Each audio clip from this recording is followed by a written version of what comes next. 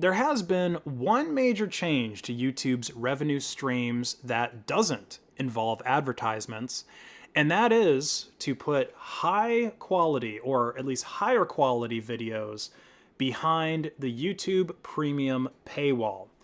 Now, initially, this revenue stream started out by only putting 4K video quality behind the YouTube Premium paywall, and even then, only certain videos actually ended up behind that paywall because this is just something that YouTube was testing out. Very similar to the ad blocking, only a couple of people have actually seen that. Now, from a pure business standpoint, from a pure profit and loss standpoint, locking higher quality content behind a paywall kind of looks like a good move by YouTube. 4K content eats up way more bandwidth and storage on YouTube servers, which costs them a whole lot more money to store and serve compared to lower resolution videos. But the people who watch those videos in 4K are still seeing the same ads, and they're still seeing the same number of ads, or possibly no ads at all if they're using an ad blocker, which ultimately means that the people who consume 4K content are less profitable to YouTube than people who are just watching videos in 480p, because those people are using 10 times or less bandwidth compared to the 4K consumers. And to add insult to injury, a lot of the people that are consuming content in 4K are actually doing so on devices like phones, tablets, and laptops that don't even really benefit from that higher resolution because the screens are so small.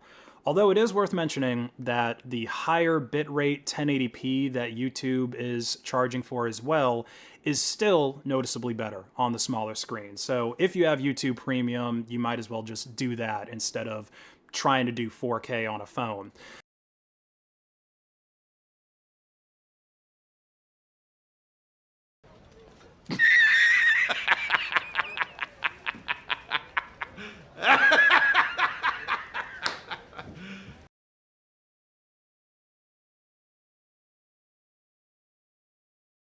But I think if they go with the solution that I'm going to explain, it would actually breathe new life into the YouTube community. And that would be to let content creators serve their content to their fans in a decentralized, peer-to-peer manner, kind of like what you would get with the BitTorrent protocol. And there's already platforms that do this, like Library, but of course, they aren't household names like YouTube is.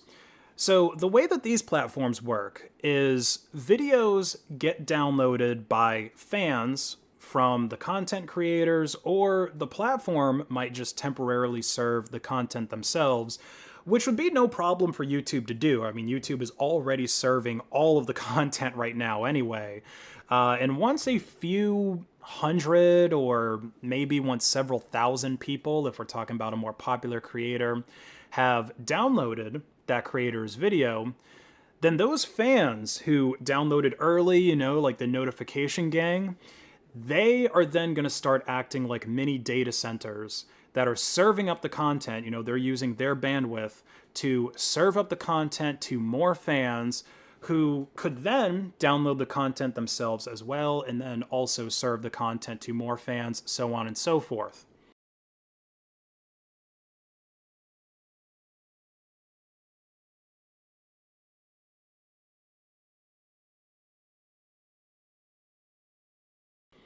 Now, you would of course have to make this an opt-in thing for people that are using your platform, since the people with slower asymmetric internet connections are not going to be able to upload video fast enough to actually act as a mini data center.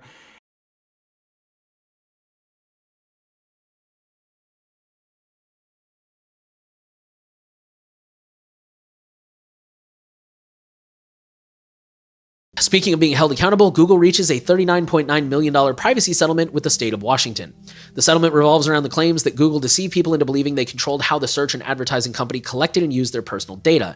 In reality, the state said Google was able to collect and profit from the data even if consumers disabled the tracking technology on their smartphones and computers, invading consumers' privacy. A consent decree filed on Wednesday in King County Superior Court requires Google to be more transparent about its tracking practices and provide a more detailed location technologies webpage describing them. In November, Google agreed to pay $391.5 million to resolve similar allegations in 40 U.S. states. Some states, including Washington, chose to sue Google on their own. Arizona reached an $85 million settlement with Google last October in one of those cases. Massachusetts health officials worked with Google to covertly install COVID spyware into 1 million phones. This is actual spyware. This is kind of rare, actually, because a lot of people just throw the term spyware around nowadays. It's like, oh, my software automatically updated. That's spyware. It's like, this is real spyware. The new Civil Liberties Alliance has filed a class action lawsuit against the Massachusetts Department of Public Health. In April 2021, DPH worked with Google to create a contact tracing app. But because of its low adoption, the lawsuit alleges that they again conspired with Google to install the app without consent onto Android devices located in the state. So this actually shows, and there's evidence, that lots of people had to uninstall this app from their phone because it was installed for them. And I believe, correct me if I'm wrong, I don't know if you read this one, the app reinstalled itself after some people uninstalled it. I don't know about that part, but they did speculate that there's probably a lot of people that still have this app because they don't even realize that it installed itself. Yeah, it wasn't just like, oh, we installed an app for you. It's just like in the background installed itself. That is actual spyware, people.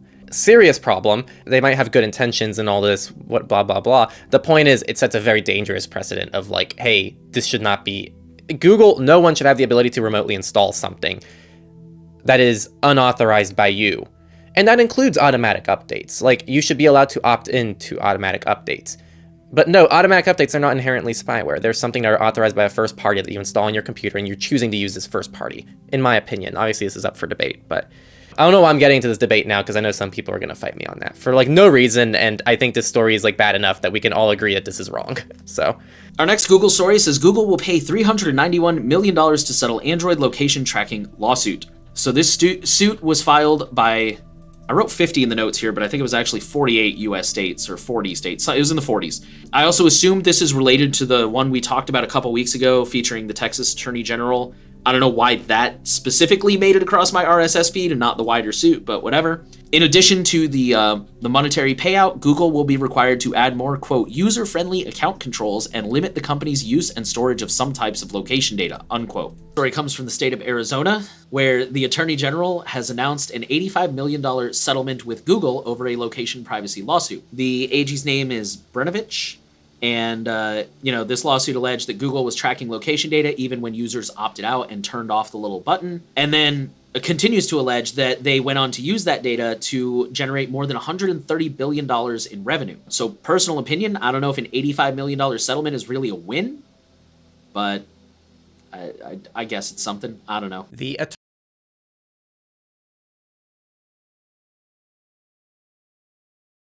And eventually, people are going to end up deleting the video from their hard drives. That's another thing. You have to dedicate some hard drive space and some bandwidth. So once your fans delete your video, then obviously they can no longer be a mini data center for you.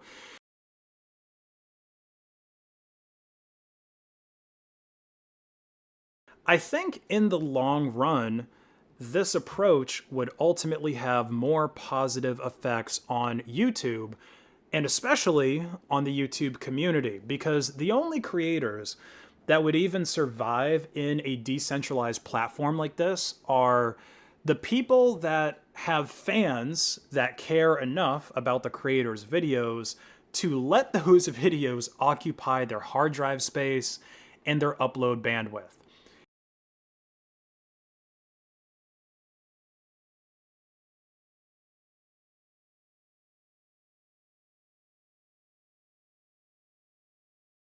If YouTube became a fully decentralized video platform, I think clickbait videos would have a lot of trouble going viral. In fact, any video that isn't good enough to get maybe 1% of people watching it to seed is going to have trouble going viral due to the bandwidth limitations.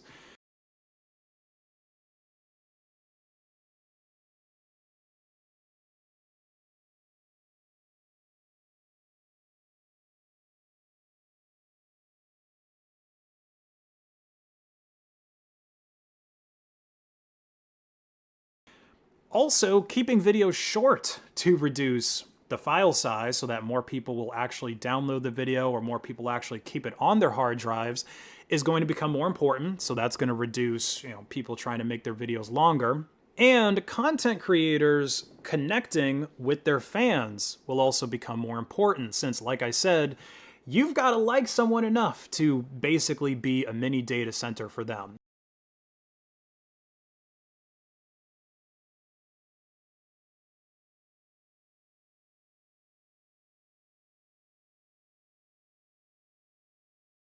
And by decentralizing the hosting of YouTube's most bandwidth intensive videos at the very least, their monthly cost is going to be greatly reduced. I mean, that's where the real cost from YouTube comes from, is having to pay for all of these servers and all of these data centers around the world.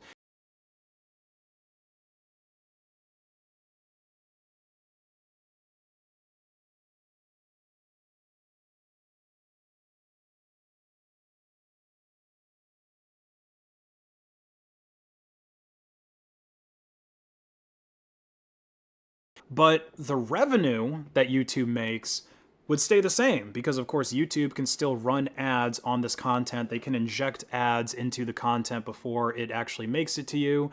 And I'm sure that they would build their app with lots of DRM to prevent people from watching the videos offline, disconnected from the ad server in a way that, they're able to basically consume content without YouTube making money.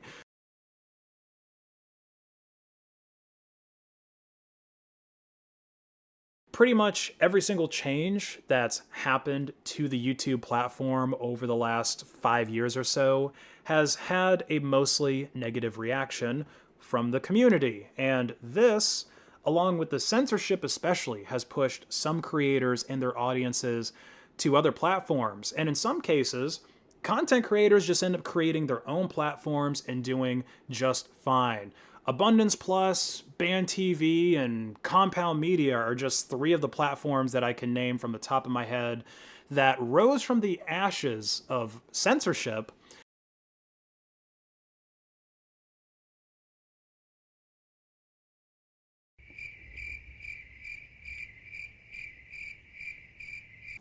That's what I thought.